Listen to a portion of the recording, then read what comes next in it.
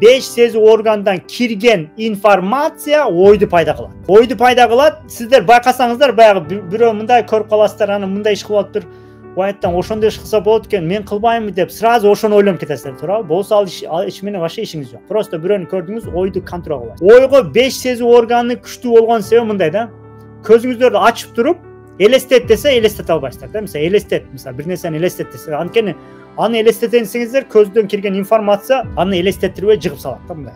Чачырап салат. Анткени только азыр экран көрүп атам. Өзүм көрүп атам да. Же бирөө шум кылып атса, биякта бирөө кыргызча ырдап бакырып атса, азыр могул жерде бирөө аябай кыргызча сүйлөп атса, эме кылса, мен уже эмне болот, оюм чачырайт дагы, эмне кылам? Даже сөзүмдү таппай калам. Неге дегенде, ал сөз кирет, мээге обработка боло берет, анткени мен кыргызчаны түшүнөм да, мисалы бирөө кыргызча жаман сүйлөп атса, эме кылса, же бирөө жазып атса, көзүм көрдү да.